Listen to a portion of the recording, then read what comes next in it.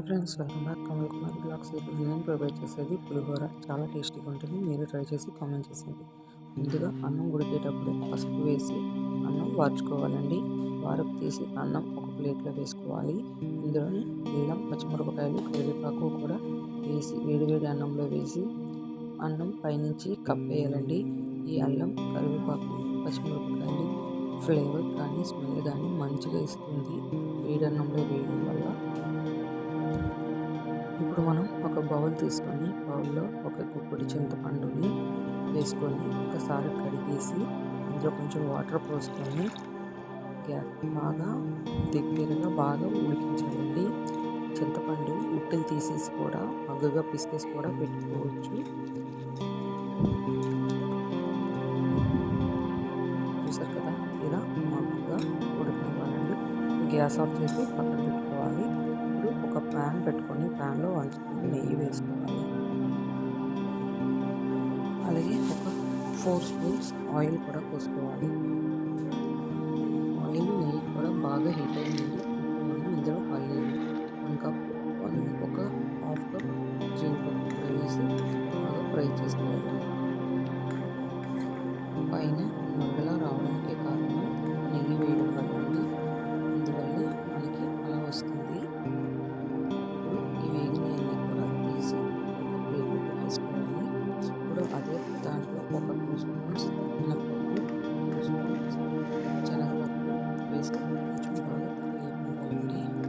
అలాగే ఒక 2 స్పూన్స్ ఆవాలు కూడా వేసి మరొక 2 నిమిషాలు ఫ్రై అవ్వాలి. చూసారు కదా, బాగా ఫ్రై అవుతుంది. ఇప్పుడు ఇందులో 5 నుంచి 6 ఎండు మిరపకాయలని నుంచి వేసుకోవాలండి. ఎండు మిరపకాయలు బాగా ఫ్రై అవ్వాలి. కలర్ మారి చూసారు కదా. ఇప్పుడు ఇందులో వేసుకొని గ్యాస్ ఆఫ్ చేసుకోవాలి.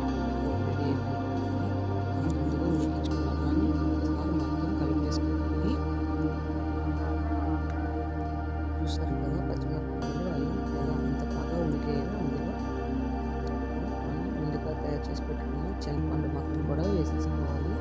చింతపండు మగ్గను బాగా వేసేసి మొత్తం ఇలా గరిటెతో కలిపితే ఒక జాలి గిన్నె వేసి మగ్గంత కిందకి వెళ్ళిపోతుందండి అన్నంలోకి. మొత్తం ఒకసారి బాగా కలిపేసుకోవాలి.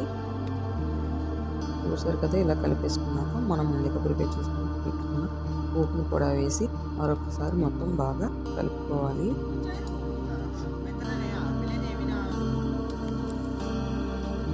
మనం ఎంత ఎక్కువ పోపు పెట్టుకుంటే అంత బాగుంటుందండి పులిహోర.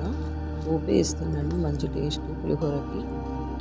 ఇప్పుడు ఇందులో తగినంత సాల్ట్ మొత్తం జల్లుకుంటూ వేసేసి ఒక్కసారి మొత్తం కలిపేసుకోవాలండి.